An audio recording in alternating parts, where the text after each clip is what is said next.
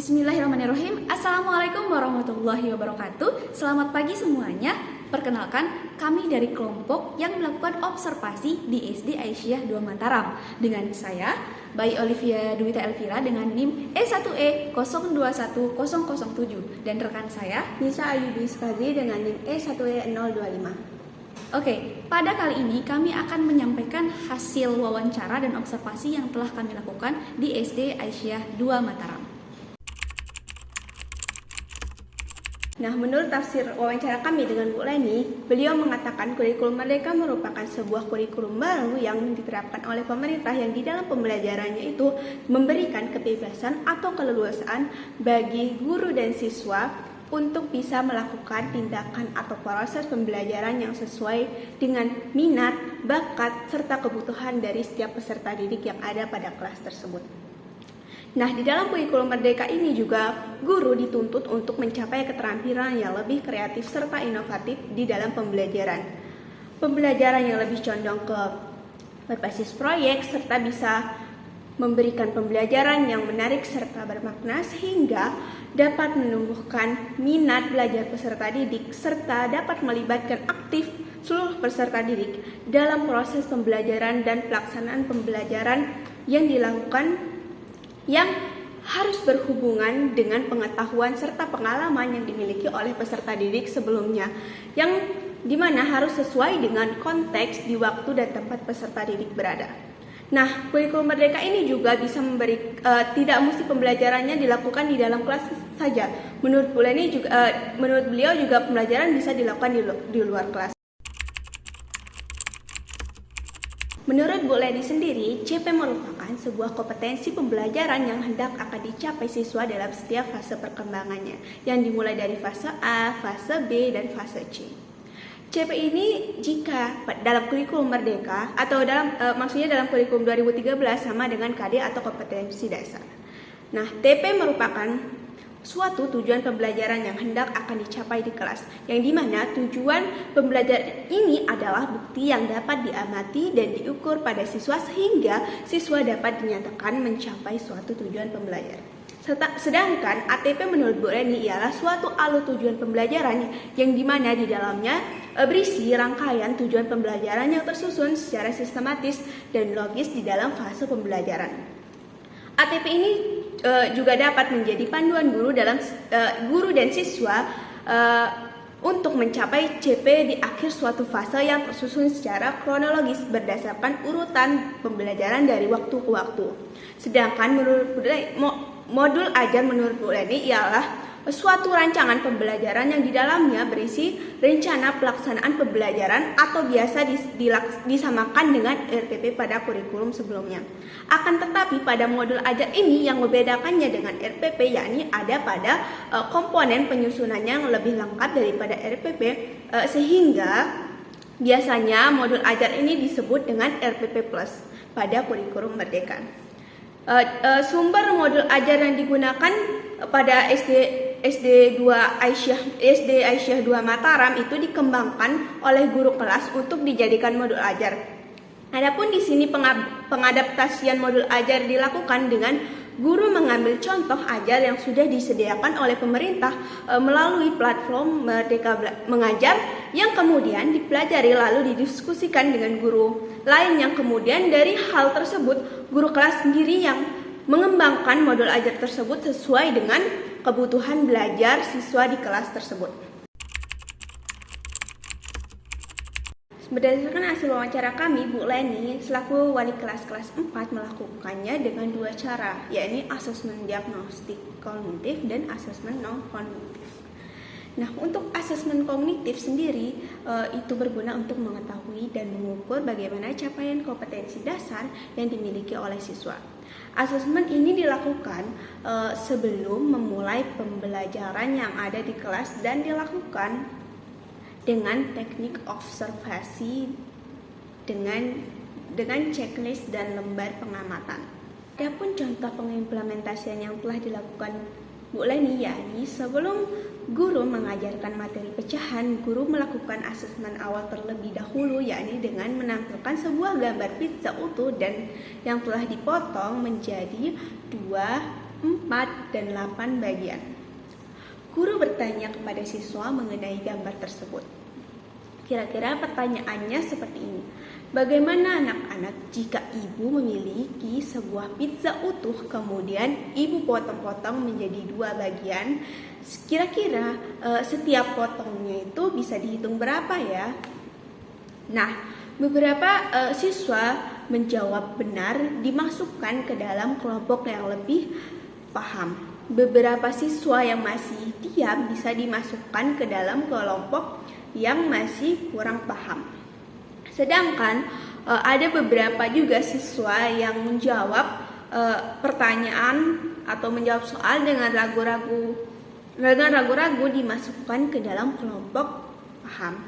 Sedangkan asesmen non-kognitif yang dilakukan Bu Leni yakni digunakan untuk mengetahui bagaimana psikologi pada anak, emosional yang dimiliki anak, dan gaya belajar yang disukai oleh anak di dalam kelas tersebut. Guru kelas 4 di SD Aisyah 2 Mataram ini, yakni Bu Leni, pernah melakukan tes diagnostik non-kognitif untuk mengetahui bagaimana gaya belajar siswanya. Adapun teknik yang dilakukannya, ini siswa diberikan instrumen tentang diriku, yang dimana instrumen itu harus diisi siswa mengenai biodata dirinya sendiri seperti nama aku siapa, hobiku apa, pelajaran yang aku senangi apa, bagaimana cara mengerjakannya, dan juga apakah dengan dijelaskan atau dengan cara praktik dilakukan pembelajaran tersebut. Atau adapun hasil yang diperoleh guru dari asesmen non-kognitif ini, yakni diberikan adalah beberapa siswa menunjukkan ketertarikannya menyelesaikan tugas melalui dengan menonton video atau visual. Nah, ada juga sebagian siswanya itu suka dengan cara mendengarkan atau auditori. Dan sebagian siswanya juga mempunyai gaya belajar yang kinestetik. Nah, ketika di dalam proses pembelajaran, Bu Leni kemudian membuat sebuah kelompok. Di dalam setiap kelompok tersebut berisi siswa dengan gaya belajar yang berbeda. Ada yang audio, visual, dan kinestetik. Adapun total siswa kelas 4 adalah ada 16 siswa dengan hasil diagnostik non-kognitif berdasarkan gaya belajar siswa yang diperoleh dari data tersebut. Ada beberapa kelompok. Yang pertama ada 8 siswa yang memiliki gaya belajar visual, terus ada 4 orang siswa yang memiliki gaya belajar auditori, dan 4 orang siswa yang memiliki gaya belajar kinestetik. Nah, berdasarkan hasil wawancara yang telah kami lakukan, jadi guru kelas 4 di SD Aisyah 2 Mataram setelah melakukan asesmen awal, kemudian memetakan peserta didik sebagai berikut. Yang pertama, setelah melakukan asesmen diagnostik kognitif, diperoleh siswa yang berada pada level kemampuan lebih paham, dan kurang paham. Siswa kemudian dibagi menjadi 3 kelompok sesuai dengan kemampuan kognitifnya masing-masing.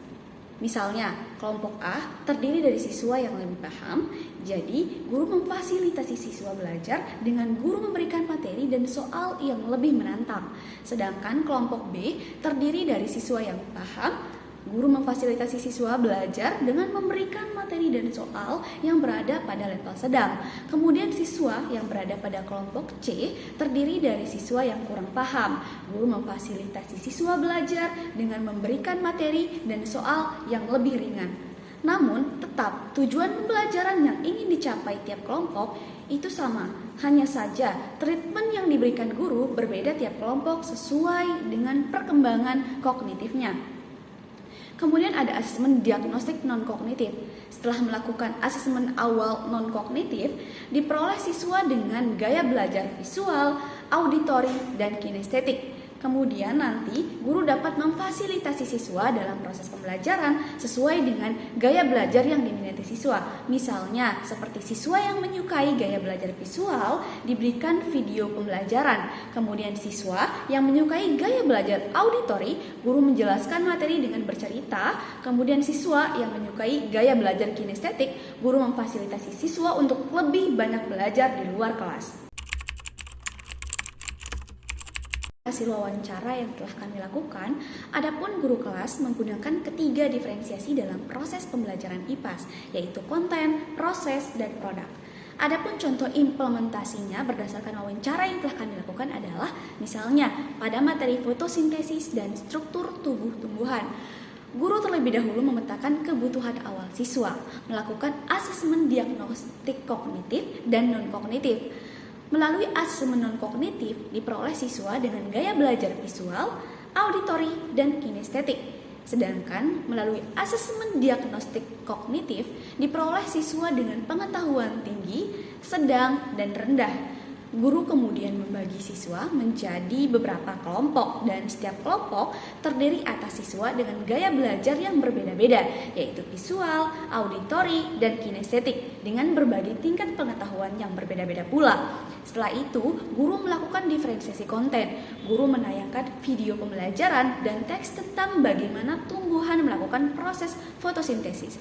Kemudian diferensiasi proses, setelah mengamati video, guru meminta siswa untuk mengamati tumbuhan yang ada di lingkungan sekolah, mengamati daun sebagai tempat terjadinya fotosintesis, batang, dan lain-lain. Diferensiasi produk, setelah mengamati video dan melakukan pengamatan di lingkungan sekolah, siswa kemudian menuliskan laporan hasil pengamatan mereka sebagai produk, lalu mempresentasikan laporan hasil pengamatan yang telah dilakukan di dalam kelas. Jadi, cara guru kelas 4 di SD Muhammadiyah 2 Mataram melakukan diferensiasi pembelajaran adalah dengan cara guru membentuk siswa menjadi beberapa kelompok tadi, di mana setiap satu kelompok terdiri atas siswa dengan gaya belajar yang berbeda-beda, yaitu visual, auditori, dan kinestetik dengan tingkat kognitif yang beragam. Ketika mengerjakan tugas kelompok tadi, siswa dengan gaya belajar visual bertugas untuk memahami materi yang ditayangkan dalam bentuk video. Kemudian siswa dengan gaya belajar auditori bertugas memahami materi dan mendengarkan penjelasan guru, dan siswa dengan gaya belajar kinestetik bertugas untuk lebih melakukan pengamatan di luar kelas. Jadi, di dalam satu kelompok, setiap siswa memerankan dan menjalankan tugasnya masing-masing sesuai dengan kegemaran gaya belajar mereka. Nah, hasil siswa melakukan pengamatan tayangan video, mendengarkan penjelasan guru, dan melakukan pengamatan di luar kelas, kemudian digabungkan dalam bentuk laporan hasil pengamatan yang nantinya dipresentasikan bersama di depan kelas sebagai produknya. Nah, untuk materi IPS sendiri akan dibelajarkan di semester 2 mendatang. Nah, adapun kendala yang dialami guru saat melaksanakan proses pembelajaran berdiferensiasi berdasarkan hasil wawancara yang telah kami lakukan adalah yang pertama, siswa yang masih kurang kondusif ketika diarahkan sehingga menyebabkan proses pembelajaran menjadi tidak efektif. Yang kedua, terkadang kendala waktu pembelajaran yang terbatas untuk melakukan diferensiasi pembelajaran. Yang ketiga, menuntut kreativitas guru lebih banyak dan guru harus mengeluarkan tenaga ekstra untuk membimbing dan mengawasi setiap kelompok. Kemudian yang keempat, fasilitas belajar yang kadang kurang memadai. Misalnya seperti ketika ingin melakukan praktik IPA, namun alat dan bahan yang dibutuhkan tidak tersedia. Sekian dari presentasi kelompok kami. Mohon maaf apabila ada salah kata. Assalamualaikum warahmatullahi wabarakatuh.